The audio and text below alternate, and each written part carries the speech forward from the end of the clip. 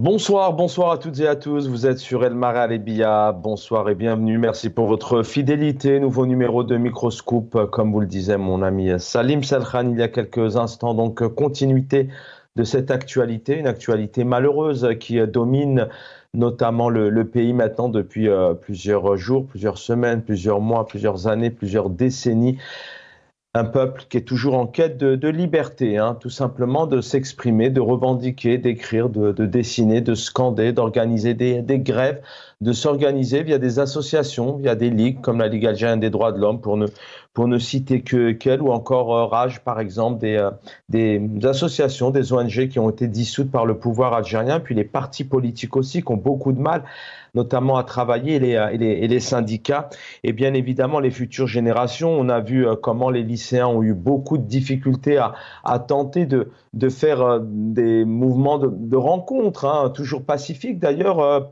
Peut-on appeler ça des grèves? Non, mais en tout cas des lycéens, des étudiants en médecine, en colère car ils souhaitent tout simplement pouvoir évoluer dans un pays le plus normalement possible, c'est-à-dire tenter de travailler, mais aussi revendiquer et dire les choses quand elles ne vont pas, ce qui, vous me direz peut-être, est une force pour un État, bien évidemment, mais un État démocratique où les libertés sont présentes. C'est loin d'être le cas en Algérie, puisque vous l'avez compris, les libertés depuis toujours maintenant sont face notamment toujours aux mêmes méthodes, l'incompréhension du pouvoir, le déni du pouvoir, et puis souvent malheureusement la répression et les arrestations. Donc ce soir nous allons revenir sur ces mouvements de grève qui continuent. D'abord, on le sait, puisque les médecins, les étudiants en médecine et résidents sont déjà en place malheureusement depuis le mois d'octobre dernier, en 2024.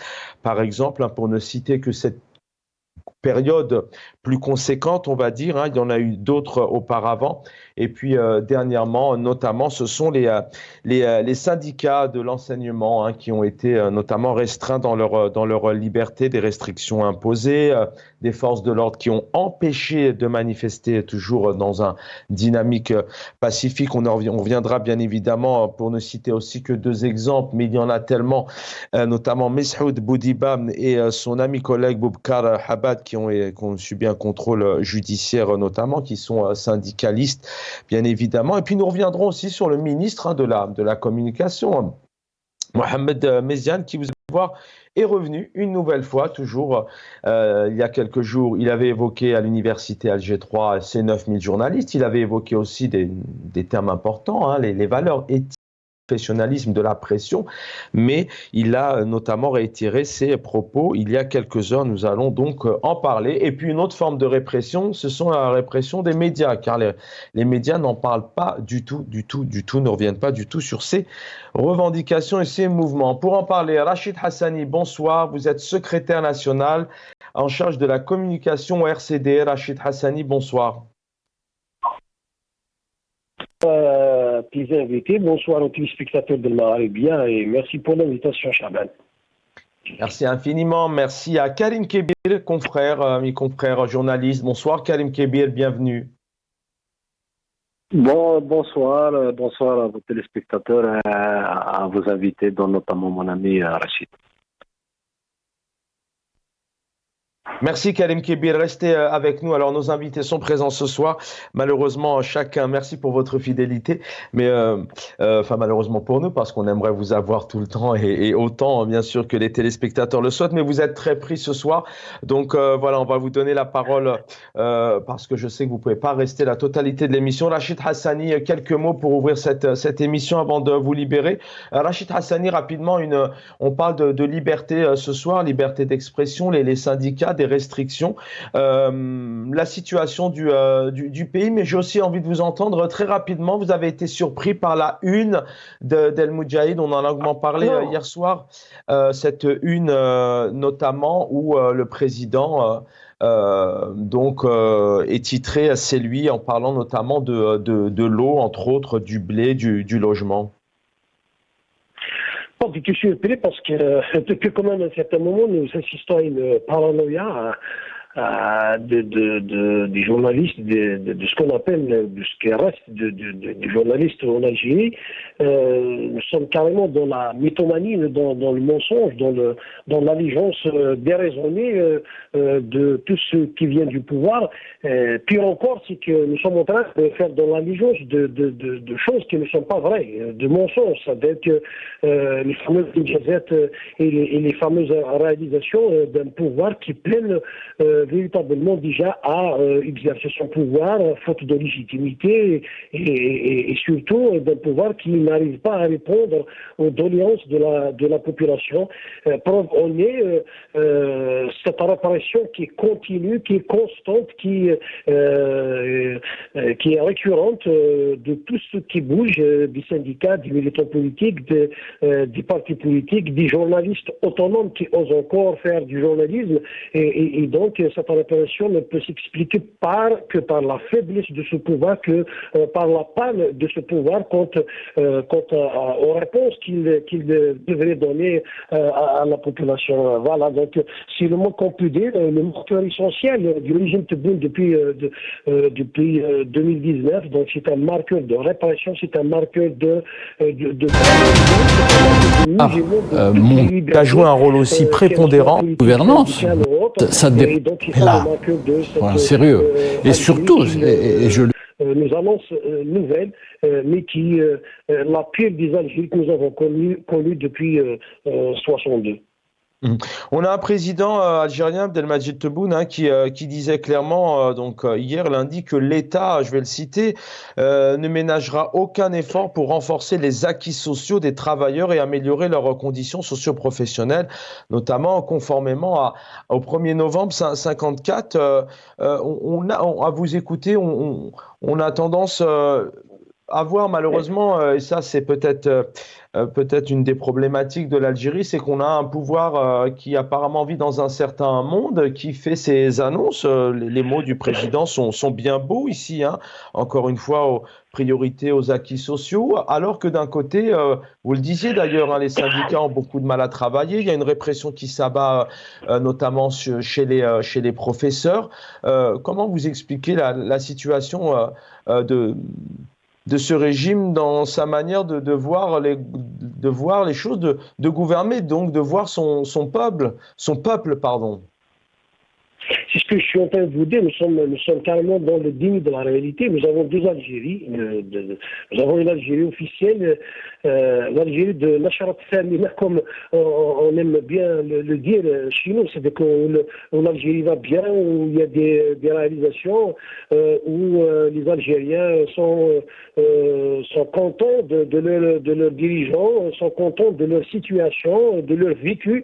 Et une Algérie réelle, malheureusement, qui est l'exact contraire de tout ce qui est raconté dans les médias, qu'ils soient officiels ou para-officiels, parce que toute la presse est musulmane, toute la presse est bâillonnée, et donc toute la problématique aujourd'hui, c'est ce déni de réalité, justement. C'est que les gouvernants ne veulent pas voir la réalité en face pour essayer de répondre justement à toutes les sollicitations, qu'ils soient en termes de liberté d'expression, qu'ils soient en termes de liberté politique, qu'ils soient en termes de réforme de la justice et de la cessation de l'instrumentalisation de la justice par l'exécutif, qu'elles soient aussi notamment sur le plan des réponses, sur le plan économique et donc par ricochet sur le plan social pour le bien-être des Algériens. Voilà la situation d'aujourd'hui.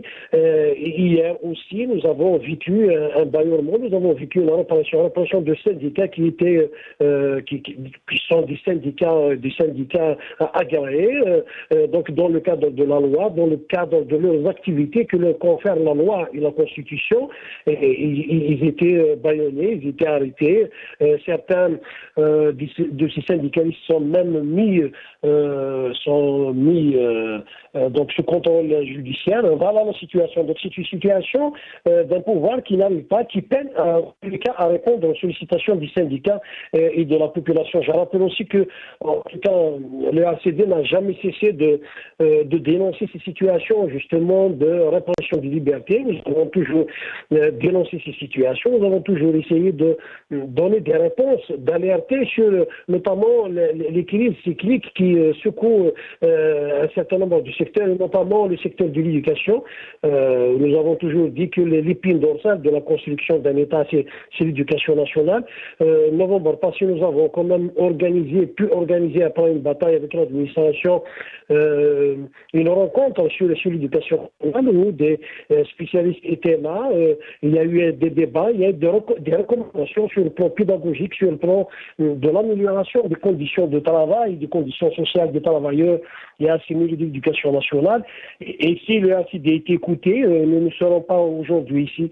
Il y a beaucoup de frustration parce que... Alors pourquoi on ne vous écoute pas justement? Les syndicats, ils n'écoutent pas parce que c'est un responsable qui n'écoute que lui-même.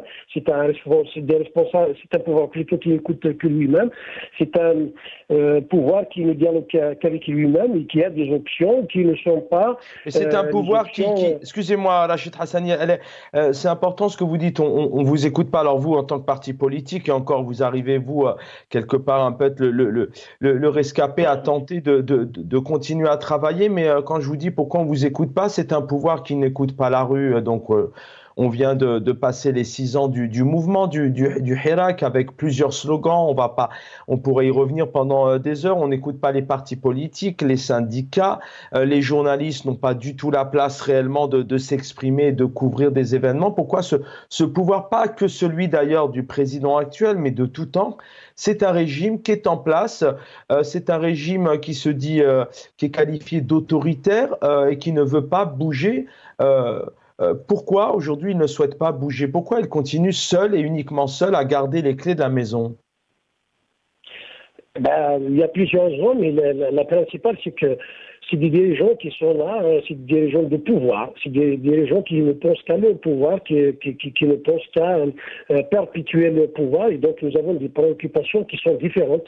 Et donc c'est un pouvoir aussi qui normalement devait commencer par écouter le peuple, par le respect de sa volonté dans les urnes. Et quand un pouvoir n'écoute pas le peuple à travers les urnes, et donc ne respecte pas la volonté populaire à travers les urnes, c'est un pouvoir qui va certainement ne va pas écouter en tous les cas la population sur un certain nombre de sujets. Puis, je l'avais dit, donc, pour gouverner, il faut de la légitimité. C'est un pouvoir qui est un type de légitimité.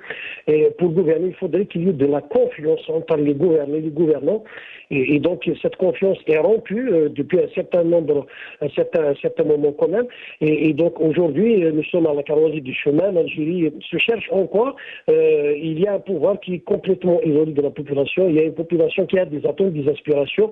Il y a la brèche de 2019 qui, malheureusement, n'a pas été bien exploité, que nous avons raté, parce qu'il aurait pu être quand même un moment de changement pacifique, parce que le peuple était suffisamment conscient de la situation et dans ses revendications, dans son comportement, dans tout ce qu'il a entrepris depuis, et malheureusement le pouvoir ne l'a pas entendu de cette oreille. Voilà la situation.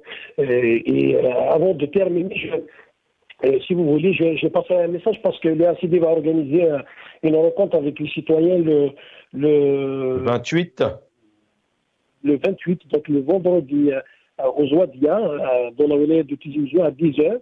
Et donc la population, les citoyens sont invités à venir écouter en tous les cas la situation, écouter le discours du parti, les positions du parti par rapport à la situation actuelle, par rapport à la situation politique, par rapport à la situation de liberté, par rapport à la situation sociale et par rapport à toutes les questions qui se posent sur le plan international, géopolitique et autres. Donc c'est un moment que nous espérions fructueux avec les citoyens, un moment d'échange, de débat, d'espoir aussi, de messages politiques apaisés. Et voilà, donc nous invitons les citoyens à venir écouter le président Ahmed Azouz le vendredi aux Ouadia, donc à la salle de cinéma des Ouadia, vers 10h. Merci infiniment. Le rendez-vous est pris le 28 février. On y reviendra bien évidemment dans le cadre de nos éditions. On va saluer Omaret Mortal qui est avec nous. Omaret Mortal, bonsoir et bienvenue. Alors, je ne sais pas si Omaret Mortal nous entend. Je vous entends très bien. Merci d'être là. Bonsoir Omaret Mortal. Bonsoir et bienvenue. Bonsoir Shabbat, bonsoir à tes invités et aux téléspectateurs d'El Marabia. Merci pour votre fidélité. Je sais que vous êtes très, très pris aussi. Ça va passer vite. On va tenter de vous garder. On va entendre Karim Kébir dans quelques instants. On va écouter ici tout de même le ministre de la Communication, Mohamed Méziane. Vous allez voir ici qu'il parle notamment de valeurs, d'éthique médiatique, de professionnalisme. C'est un discours qu'il avait tenu d'ailleurs dans la même ténacité, la même voracité de ton qu'il avait tenu il y a quelques jours, notamment à l'université Alger 3.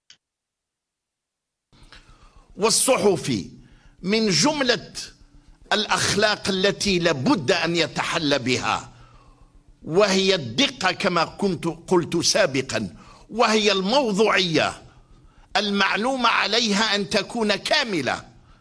الصحفي عليه أن يكون محايدا، إنسان لا ينطق عن الهوى، تهدر وكلامك دقيق. أنا قلت الإخوان باستطاعتكم أنه عندك وجهة نظر أخرى. نعم، في الإعلام ما كاش أحادية الاتجاه، في الإعلام هناك تعددية في الاتجاه، وحتى في ماناش في هذيك لنا ما يعرف بحراسة البوابة.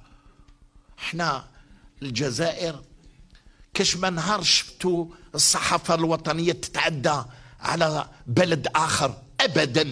هذه داخلة في الأخلاقيات تاع التربية.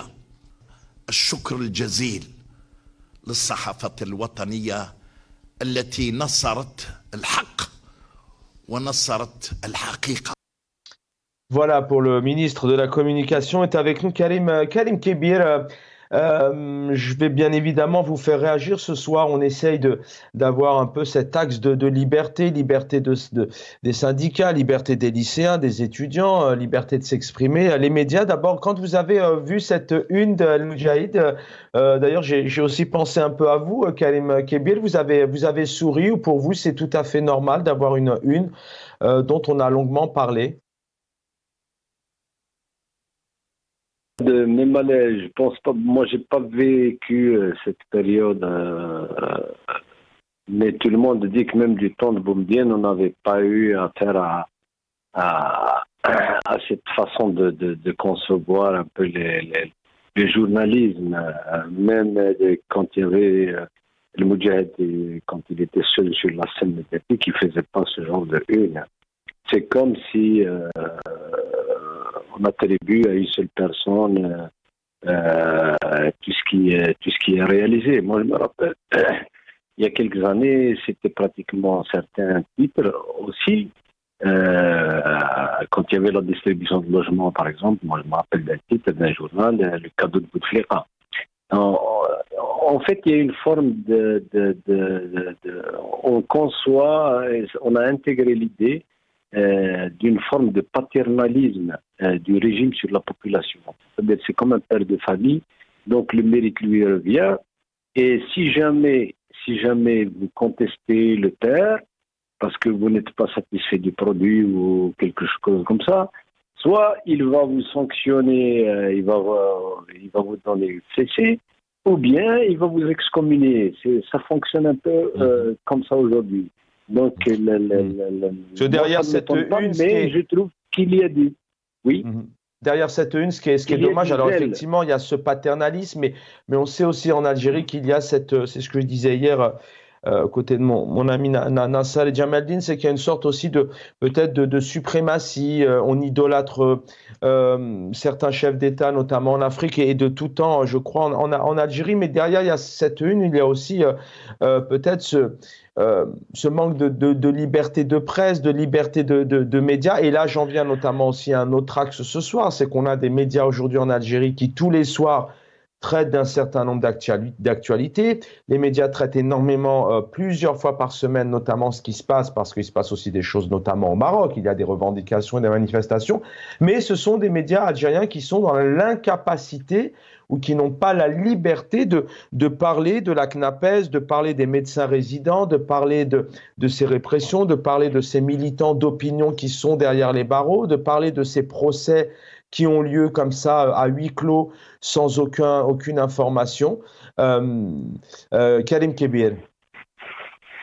Encore une fois, on revient au péché originel, c'est-à-dire celui qui paie l'orchestre commande la musique. Et celui qui paie aujourd'hui l'orchestre, c'est le pouvoir, c'est lui qui distribue la rente. Donc les médias ne peuvent pas agir autrement. De toutes les façons, il est extrêmement très très difficile d'avoir un média qui est capable de répercuter les préoccupations de la population. De toutes les façons, on va vous couper les vivres, donc vous allez vous étouffer au bout de quelques mois. Donc alors, ce qui existe, ou bien une bonne partie, donc ils se sont inscrits dans la rente, et il y a une distribution de la rente publicitaire, et de l'autre côté, en retour, on fait dans la flagornerie, on fait comme relais du discours officiel. Bon, je sais, il y a certaines rédactions, ils le font par zèle, d'autres le font par peur, d'autres, comme je vous l'ai dit, parce que c'est la rente qui les intéresse au bout du compte. Mais sinon, rien ne peut justifier, à vrai dire, quand on fait ce métier en tout cas, rien ne justifie de taire une information exacte. Comme le dit le ministre lui-même, si une information est exacte, elle est vérifiée, rien ne m'empêche de le dire. Et puis, c'est le rôle fondamental de la presse. Le rôle fondamental de la presse, c'est de donner des outils, de l'information aux citoyens qui leur permettent de se faire des opinions sur les questions qui les concernent, de pouvoir demain, lors des élections, choisir librement. C'est-à-dire les outils, ce sont justement ce flux d'informations, les informations qu'on ne veut pas leur donner, les informations qu'on essaie de cacher, les informations qu'on essaie de manipuler. Donc, il appartient à la presse de donner ces informations. Or, malheureusement, aujourd'hui chez nous, la presse ne fait pas tout ce travail qui est censé éclairer l'opinion sur les enjeux qui les concernent.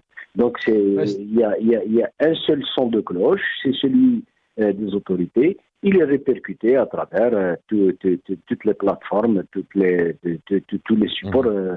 Tous les supports médiatiques. Mais c'est parce que, comme je vous l'ai dit, parce qu'ils n'ont pas les moyens de leur indépendance, cela sans compter le climat politique qui ne permet pas aussi l'accès réellement à l'information. Parce que même si demain vous vous aventurez à donner une information vraie, vous risquez d'avoir des poursuites parce que cette information ne les agrée pas.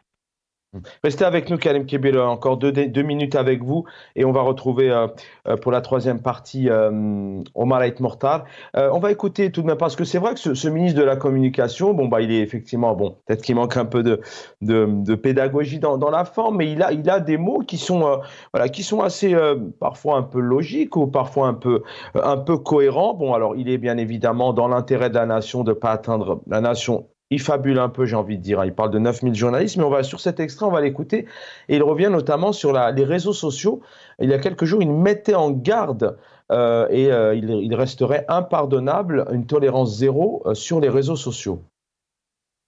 وإياكم شبكات التواصل الاجتماعي.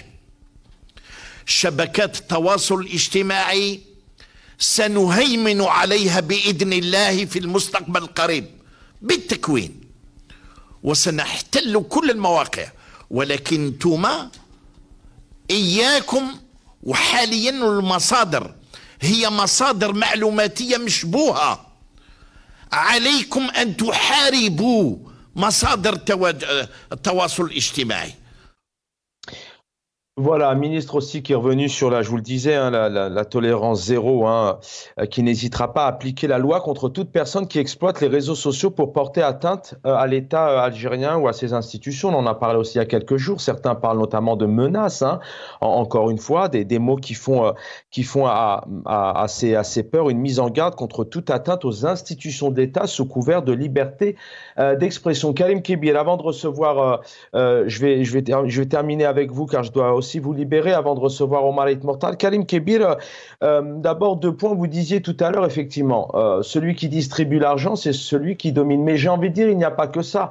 Nous sommes les premiers confrontés, car souvent on nous dit, mais vous, pourquoi vous n'êtes pas en Algérie? Vous donnez la parole, vous essayez de poser les questions qui fâchent, mais en fait on ne fait que poser des questions basiques qui intéressent les Algériens, mais nous, malheureusement, on ne peut pas être en Algérie. Vous savez pourquoi? Donc, il n'y a pas réellement, il n'y a pas que le financement. Il y a aussi ce régime, c'est un système qui ne tolère pas les voix discordantes, les voix d'opposition, qui ne tolère pas apparemment le fait qu'à un moment donné, on dise que dans le bilan d'Abdelmadjid Tebboune, des choses n'ont pas été, qu'on parle des haragas, qu'on parle du pouvoir d'achat, qu'on parle de certaines choses. Effectivement, il y a tout un climat, il y a des précédents aussi. Rappelez-vous quand même, il y a des journalistes qui ont été emprisonnés. Donc ce sont des faits qui dissuadent un peu les journalistes. Il n'y a pas un cadre juridique qui les protège. Tout le monde connaît l'état de la justice algérienne, donc pour un rien, vous pouvez avoir des soucis. Cela sans compter, comme je l'ai dit, l'accès à l'information qui est quasiment impossible. Il y a il y avait même des instructions, rappelez-vous, l'instruction présidentielle qui a sommé les médias de ne plus évoquer les activités, par exemple, présidentielles. Il faut attendre le communiqué officiel de la présidence. Moi, je me rappelle à une certaine époque, on donnait par exemple l'information, même s'il est banal, mais on donnait plusieurs jours à l'avance, comme quoi tel jour, il y aura un conseil des ministres, ils vont évoquer telle question. Et il nous arrivait de donner même, parce qu'on avait des sources à l'intérieur, en général, c'était des ministres, parce qu'ils étaient acquis à l'engagement de la liberté d'expression et du pluralisme. Donc, c'est des ministres qui pouvaient s'exprimer en off. Ils vous donnent ce qui a été dit pendant le Conseil des ministres par rapport à cette question. Il y avait un exercice du métier, c'est-à-dire que le journalisme fonctionne. D'ailleurs, je suis étonné qu'aujourd'hui, que les ministres disent qu'ils vont essayer de museler encore les réseaux sociaux. C'est dominé, je ne sais pas comment le traduire. Mais encore une fois, on prend le problème inverse. Au lieu de libérer le champ médiatique et le champ politique, et ça va permettre justement l'émergence d'une presse de qualité, parce qu'en définitive, en finale, quel est le crédit des médias si ce n'est pas plutôt le capital des médias, si ce n'est pas la crédibilité. Lorsque vous avez des citoyens qui s'identifient à leurs journaux, ils savent que tel journal donne l'information, il ouvre ses colonnes au débat libre, il rapporte de l'information, il fait des reportages, des enquêtes et tout ça, les gens vont forcément vont être captés. Ils ne vont pas aller sur les réseaux sociaux, ils ne vont pas aller suivre des youtubeurs. C'est cette fermeture justement qui a permis qui génère cette inflation justement de fausses informations, des fake news, des youtubeurs qui racontent n'importe quoi parfois et qui a laissé les citoyens parce qu'il n'y a pas sur le terrain, il n'y a pas d'offre médiatique, un journalisme de qualité qui leur donne l'information dont ils ont besoin. Donc forcément, les gens vont chercher ailleurs. Mais donc l'approche, de mon point de vue, c'est une approche complètement erronée et déphasée par rapport au temps. On ne va pas mener la guerre à la nouvelle technologie. Et donc il y a l'intelligence artificielle aussi qui va arriver. Donc comment on va empêcher aussi, les gens d'aller puiser des informations c'est ici que le meilleur remède, le meilleur antidote contre la manipulation, les fake news, c'est clair, merci cher Karim Kebir, c'est clair effectivement, lorsqu'il y a fake news ou alors notamment, comme le dit le ministre exploitation à tort des réseaux sociaux, souvent c'est que derrière il n'y a pas d'information, il n'y a pas de liberté de débat.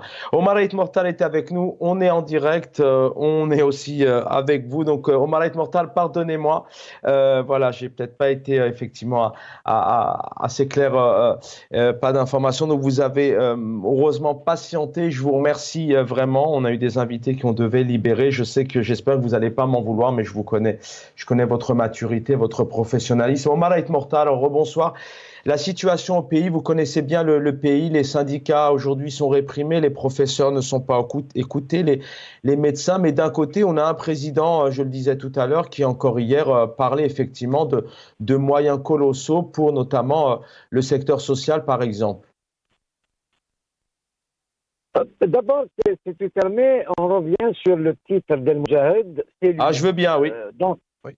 Donc là, Al-Moudjahid est redevenu Al-Moudjahid, on connaît. Donc c'est lui-même, parce que ça fait un bout de temps, il a été un peu caché. Maintenant, il revient à sa fraîcheur d'Al-Moudjahid, donc tout va bien. Moudjahid, on ne le dit pas, on dit le journal de tout va bien. Ben, ça c'est une chose, mais finalement, Tebboune, oui, effectivement, c'est lui. C'est lui qui a condamné à mort 38 jeunes de l'Albanat Yarathun. C'est lui qui a fermé Liberté, un journal comme Liberté, qu'on soit d'accord ou pas. C'est un crime de le fermer. D'ailleurs, Kébir, j'ai eu à discuter avec lui sur cette question à plusieurs reprises. C'est lui qui a fermé Radio M. C'est lui qui a classé le MAC organisation terroriste alors qu'il n'est pas terroriste. C'est lui qui a classé Rachid terroriste alors qu'il n'est pas terroriste. Ben, Tebboune, c'est lui qui a créé des problèmes avec le Mali, c'est lui qui a coupé le diplomatique avec le Maroc. C'est lui qui a créé des problèmes avec la France. Il a mis donc la communauté algérienne de l'étranger dans l'embarras, en otage. Il a fait beaucoup de choses, Tebboune. Tebboune doit partir. Tebboune, il a échoué. Tebboune et son équipe ne sont pas à la hauteur. Le costume est trop grand pour eux. On risque d'envoyer l'Algérie dans l'abîme. Voilà. Par contre, il y a une chose, c'est que la peur n'évite pas le danger. Moi, je commence à penser, il est où cette élite algérienne? Parce que j'en ai marre des constats. Le constat est bon chez tout le monde, chez les journalistes. Tout le monde, quand on parle, c'est comme ça. Mais quand est-ce qu'il va y avoir une union, une réunion à la limite de ces élites à distance, au physique, en France, au Canada, ou je ne sais où? Parce qu'en Algérie, on ne peut pas se réunir. Donc, moi, je condamne cette élite algérienne. Maintenant, elle doit prendre ses responsabilités. Parce que, qui arrive, par exemple, entre l'Algérie et la France? Qu'est-ce qu'on veut? On va où? Est-ce qu'on va couper la logique fait que on doit si je suis tout bon dans le raisonnement, l'honnêteté, c'est de couper la relation diplomatique. Qu'est-ce qu'ils attendent quand on sait qu'il y a entre 1500 et 2000 ex-ministres algériens, ex-députés, ex-sénateurs qui vivent à Paris, quand on sait qu'ils ont négocié des passeports, des visas pour eux et leurs familles, comment couper la relation avec la France? Cette communauté algérienne de l'étranger, est-ce qu'elle a son avis à donner sur cette question? Tout ça, donc, moi j'ai honte. Je trouve ça immoral d'accepter un président qui veut envoyer ce pays dans l'abîme. C'est-à-dire, on est en train d'assister à l'effondrement d'un pays, on le sait, mais on ne le dit pas assez. Quand est-ce qu'on va s'unir? Tout le monde donc doit... On ne peut pas s'opposer en Algérie. Alors, de la presse, s'il n'y a pas de presse, Karim Kébir a terminé. Oui, celui qui paie l'orchestre, c'est lui qui commande la musique, absolument. C'est ce qui se passe, mais ça commence à durer. Voilà le problème. Les débats qu'on a en Algérie, enfin, Algériens, ils sont à partir de l'étranger. Voilà. Même à l'étranger, on poursuit, comme Al-Magharibia, on les poursuit, on est pour ça, c'est tout ça. On utilise son leadership pour les fermer. Quand je vois, ici même, il y a des Algériens qui sont poursuivis dans les juridictions internationales. Je parle d'Axel Belabassi et d'autres. On demande l'extradition alors qu'il n'y a pas de justice dans ce pays. Il n'y a aucune justice. C'est Tebboune Tebboune, par exemple, il a jugé, comment il s'appelle, il l'a jugé quand on dit que c'est un bâtard. Mais quand on dit qu'il m'a un douche le Haouia, donc son identité, c'est une insulte, c'est un jugement. Quand on voit il y a eu l'avocate Ben Brahim qui fait une conférence de presse devant les journalistes. Elle a fait sa vindicte populaire, elle le condamne, elle le menace, et puis elle vient en France pour l'attaquer en jury. Évidemment, ici en France, concernant moi, enfin, le mouvement citoyen algérien de France, nous sommes partis civils, nous allons soutenir Kamal Daoud, comme nous soutenons Balam Sonsal, comme nous soutenons Axel Belabassi, comme nous soutenons tous les prisonniers d'opinion et surtout les condamnés à mort de l'arme de Kamal. Il faut arrêter de dire on va voir, on a vu, on a des yeux, ça y est, on a tout compris. Il faut aller, il faut dire être bon, ça suffit. Et puis, moi je compte, cette armée algérienne, tout Algérien a le devoir de la protéger. Je reviens à vous dans un instant, on a le plaisir de vous avoir jusqu'à la fin de l'émission. Je reviens à vous dans un instant. Je voudrais juste tout de même qu'on regarde ici cet état à Oran, notamment ces médecins. Voilà, on parle bien des médecins, hein, effectivement. Alors, tout individu, bien évidemment, citoyens et citoyennes, sont importants les unes et les uns comme les autres, mais les médecins, c'est aussi tout de même voilà, prendre soin des autres, un rôle important hein, pour la vie des frères et sœurs algériennes. C'était donc à Oran, les médecins et la répression face à eux, malheureusement. المهم اليوم le 23 février 2025 طبيب المقيم يمنع من دخول المستشفى. رانا في المستشفى الاستشفائي الجامعي بوهران. طبيب المقيم الطبيب الاستشفائي الجامعي راه ممنوع من الدخول. هما لي زاجور راهم بالعين الباب.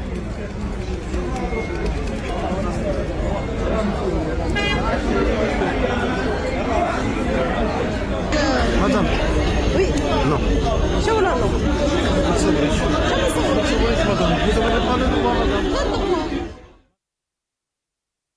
Omar Aït Mortal est avec nous ce soir. Oui. Cet élément est important, Omar Aït Mortal. Vous parlez des élites, mais des élites tout de même dans un pays où les choses sont de plus en plus cadrées. Alors là, effectivement, vous évoquiez le président actuel, mais c'est ce que je demandais à Karim Kébir tout à l'heure. C'est qu'on a l'impression que ce n'est pas une question de personne. C'est les présidents sont élus en place avec un boycott, à chaque fois un boycott national, mais ils continuent, pas de mea culpa, pas de ministre face à leurs responsabilités, de responsabilités politiques. Est-ce que la cause réellement, ce qui fait que le pays est gangréné dans cette sphère métallique où les libertés sont réprimées, on ne peut pas faire de politique, on ne peut pas créer d'associations, etc. Est-ce que la vraie problématique, c'est pas ce régime qui est en place depuis plusieurs années et surtout ce système? D'abord, ce jeune homme qui parlait de Tabib Jamia ما يدخلش parce que les autres الطباء في البلاد ما يهضروش. Les autres médecins se ferment leur gueule, c'est ça le problème. On va frapper les médecins, après on va frapper les journalistes, on va frapper les ouvriers, on va frapper les syndicalistes, on frappe qui on veut, mais on frappe chacun tout seul. Et tant qu'on n'est pas solidaire, tant qu'on commence pas à dire ça suffit à ce pouvoir, évidemment. Mais il l'a fait, je sais que... Je vous interromps parce qu'on a le temps, Omar Aït Mortal. On a le temps, merci d'être là, je vous interromps. Mais vous l'avez, je connais votre avis sur le mouvement, sur le Hirak, vous en avez assez parlé. Mais dans la forme, là, ce que vous êtes en train de dire, effectivement, aujourd'hui, le régime a réprimé dernièrement des lycéens, les médecins depuis le mois d'octobre, actuellement, c'est les syndicats, demain, ça sera, et encore, on sait comment les mères de famille, les mères de disparus tentent aussi de demander vérité et justice, mais le mouvement, il a existé, on a vu comment aussi le pouvoir a tout fait pour mettre fin au Hirak. Le mouvement n'a jamais existé. On ne peut pas sortir comme ça dans la rue, il y a Hawa pendant 3 ans tous les vendredis. Non, aujourd'hui, il y a lieu de faire une plateforme, de décider, de mettre une commission, je ne sais pas, un groupe qui peut piloter ce peuple, évidemment avec une feuille de route. Qu'est-ce qu'on veut? On veut un pays de droit, une démocratie. Ça ne peut pas se faire avec Tebboune. Et puis Tebboune, ce qui est dangereux, c'est que on ne peut pas vivre seul dans cette planète. C'est pas avec tout le monde. Il ne peut pas revenir en arrière. Il ne peut pas renouer le dialogue, ni avec les Marocains, ni avec les Français. Voilà. Il commence à... Quand on fait un 180 degrés, c'est irrespectueux et immoral quand on envoie un ministre en Espagne. Tout ce qu'on a dit sur l'Espagne, là, au vu du monde, qu'est-ce que ça veut dire? Quand on je ne sais pas, on va supplier les Américains tous les jours, on envoie un ministre, des gâteaux, des associations à l'ambassade des États-Unis à Alger. Il croit que les Américains ne savent pas, ne connaissent pas la réalité. Rubio, qui est ministre aujourd'hui, qui est enfin ministre de Trump, il a déjà menacé l'Algérie. On ne peut pas lui dire le contraire sur Slimane Bouhabs, par exemple, sur les prisonniers d'opinion, sur les condamnés à mort Kabyle. On ne peut pas tromper les Américains. Les Américains ne négocient pas avec les tyrans. Mais ce pouvoir est indigne et il veut sauver que sa tête, quitte à vendre ce pays. Voilà, donc les Algériens doivent comprendre une chose. Quand on sort des slogans, Rani Mahabladi, et quand tu vis en France, il faut dire je n'aime pas la France. Alors moi je vis en France, j'aime la France. Et puis, je ne peux pas le dire. C'est comme si tu demandais à quelqu'un s'il aimait sa mère ou s'il fait la différence entre sa mère et son père. Donc, des questions qui ne se posent pas. C'est l'Algérie devenue un navire ivre. Nous sommes déboussolés, en plus de la peur, les Algériens qui ont peur. Aujourd'hui, il y a une chose très importante. J'ai vu un live d'un journaliste que vous connaissez. Il parle de cette banque turque qui vient en Algérie, alors qu'il est chassé des États-Unis, d'Allemagne et tout ça. Aujourd'hui, je crois que c'est la régence d'Alger qui est revenue. L'ami turc, je crois que toutes les entreprises agissant en Algérie, donc elles sont turques. Il y a le monopole de la Turquie. Vous savez, après l'indépendance, je crois qu'on a débaptisé comme Hossein Dey, Babali, Deli Ibrahim, Corso et tout ça. Je crois que nous sommes dans la régence d'Alger et c'est la Turquie qui gère encore l'Algérie. Donc, c'est honteux. Et Tebboune, à mon humble avis, je crois qu'il a un fil à la patte. Je me rappelle quand il était Premier ministre, on l'a montré dans un jet privé d'un homme d'affaires sulfureux turc.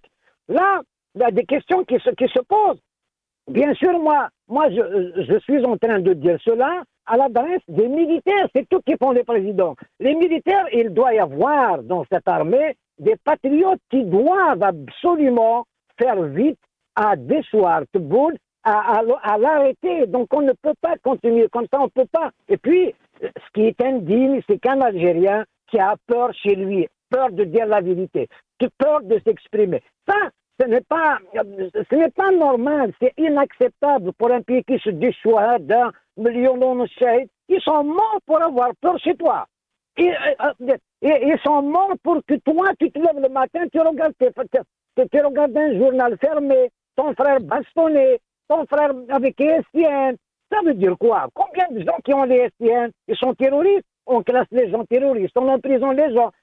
Miram Kounesh, qu'est-ce qu'il a fait? Professeur à l'université. Alors, les professeurs de l'université, justement, de Béjaïa, ils ont repris le chemin de l'université, alors qu'un de leurs collègues est emprisonné injustement. Restez avec nous. Restez avec nous, Omar Aït Mortal. Effectivement, on en cite souvent, mais effectivement, c'est bien aussi de revenir sur le cas de Miram Moknash aussi. Et puis, vous avez tous ces portraits de militants qui sont aujourd'hui derrière les barreaux, des militants d'opinion, des Algériennes qui tentent de s'exprimer.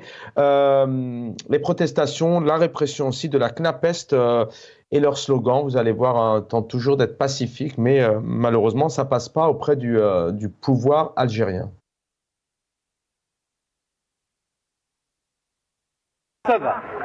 اولا بارك الله فيكم على الحضور هذا.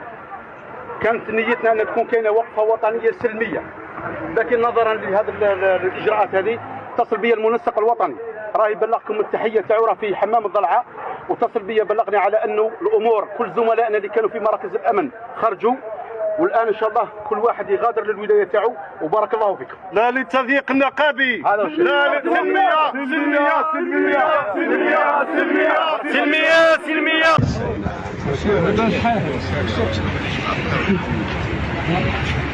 سبحان الله العيد اللي قلت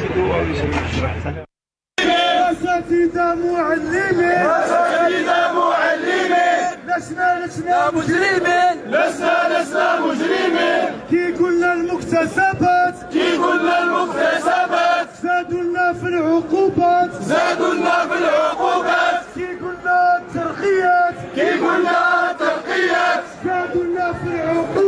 زادوا لنا في العقوبات، أساتذة معلمين. Voilà, nous revenons sur la situation des syndicats, notamment le CNAPES. Vous avez vu ici les syndicats et tous les manifestants qui sont obligés à chaque fois de scander Silmiya. Donc, pacifisme, quelque part, sorte de bouclier aussi pour demander aux forces de l'ordre. Mais nous, on est pacifique et on a envie que les choses s'améliorent pour nos enfants. Omar Aït Mortal, dernière réaction avant de vous libérer et de clôturer l'émission. Votre analyse est pertinente, effectivement, se réunir les élites, travailler autrement. Tous les avis, effectivement, sont respectables et surtout les bienvenus. Mais ce pouvoir, du coup, il est quand même en place. Il a sa feuille de route, il avance, il y a ses images, il y a ses médias. Tout de même, vous le constatez, vous le voyez comment ce pouvoir plutôt affaibli, d'où cette méthode à chaque fois un peu de répression, ou donc peut-être un régime qui est amené à disparaître, ou c'est plutôt un régime qui va encore tenir longtemps et qui est bien dans ses bottes. Mellel a vu sa condamnation confirmée à 4 ans. Et le jour où il a commencé à dire des vérités, Cherif Mellel gêne. Cherif Mellel ne peut pas. Je l'ai vu à Alger juste avant qu'il soit condamné, qu'il soit arrêté enfin, quand il s'est fait retirer son passeport. Cherif Mellel a voulu redonner son blason, à redorer son blason à la JSK, mais il s'intéresse à l'histoire. Il a notamment traité Mustafa Mazouzi de famille de Burnus Rouge. C'est la vérité. Malheureusement, c'est Mustafa Mazouzi qui gère aujourd'hui les affaires à Tizi Ouzou. Ce qui est honteux. C'est ce qui n'est pas normal. La vérité, tout le monde la connaît. Voilà. Ce pouvoir, nous sommes dans une tyrannie. Bien sûr que le pouvoir a peur. L'utilisation de la force de cette manière de la répression, c'est un pouvoir qui n'a pas de répondant. Il ne peut pas répondre. Justement, il ne peut pas débattre parce que il utilise la force et il s'enferme dans ses certitudes. Même quand il se trompe, il ne laisse pas les gens le contredire. Donc, il n'ouvre pas le débat. C'est ça la tyrannie. Il parle tout seul, il a raison tout seul. Il a un appareil répressif très performant. Donc, qu'est-ce que vous voulez qu'on fasse? Si le peuple, tous les Algériens doivent prendre conscience, une conscience collective, un réveil de conscience, on doit tous dire non à la tyrannie. Ça, c'est le minimum. Et casser le mur de la peur. Casser le mur de la peur. Merci. Il faut casser le mur de la peur, effectivement.